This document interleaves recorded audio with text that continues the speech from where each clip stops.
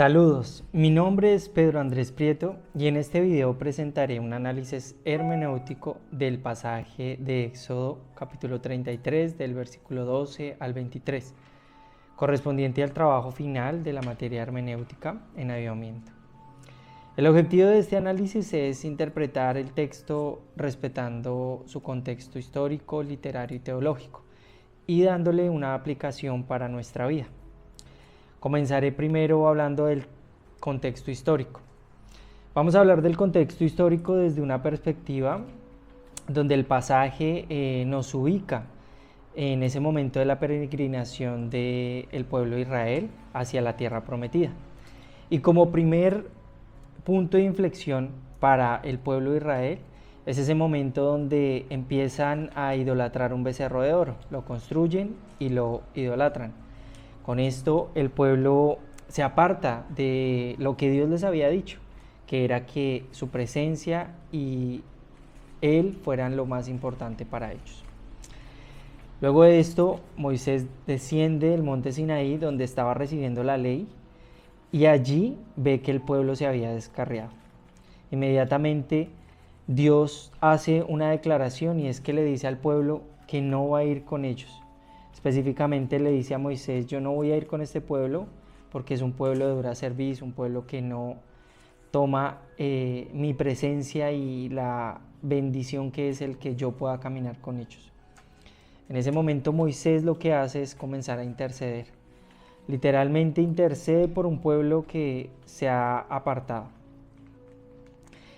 Otra cosa es que el texto nos narra cómo Moisés descubre su corazón para decirle a Dios que es necesario que su presencia vaya con él. Él lo entiende y lo sabe.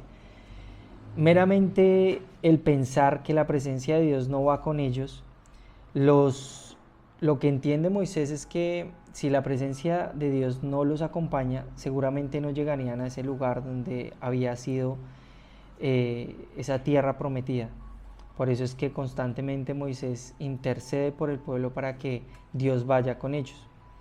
La presencia divina y esa intercesión de Moisés restauran ese pacto, porque luego Dios declara que la presencia de él iba a ir con este pueblo.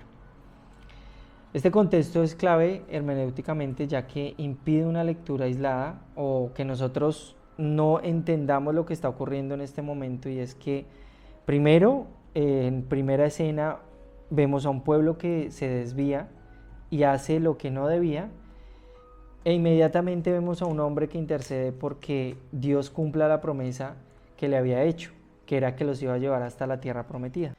Ahora bien, siguiendo con todo lo que acontece, es importante que en este contexto podamos entender que el pasaje lo que nos enseña es que la presencia de Dios es el elemento constitutivo de la identidad de Israel.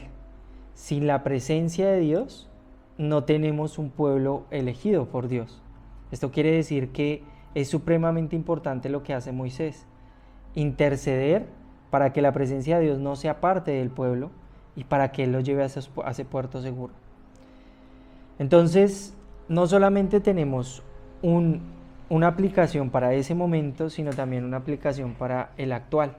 Y es para nuestra vida el cómo nosotros tenemos que todos los días tener la presencia de Dios en nuestra vida para que podamos lograr todos los objetivos que tenemos, más allá de sueños y anhelos, lo que Dios quiere para nosotros.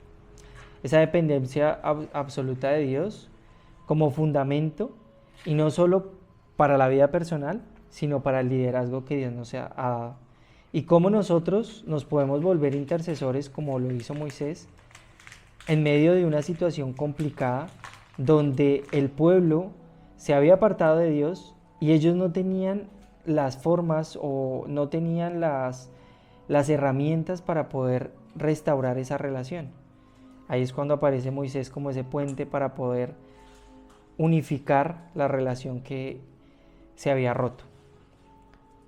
En conclusión, Éxodo 33, del versículo 12 al 23, leído desde una perspectiva hermenéutica, revela que la presencia de Dios es el eje teológico del texto y el criterio fundamental para interpretar el liderazgo. La intercesión y la restauración del pacto. Moisés actúa como mediador en un contexto de crisis, demostrando que la verdadera dirección no proviene de la capacidad humana, sino de la revelación divina. No se trata de lo que nosotros podamos hacer o a donde nosotros podamos llegar, sino a donde Dios nos quiere llevar. Que Dios les bendiga y muchas gracias.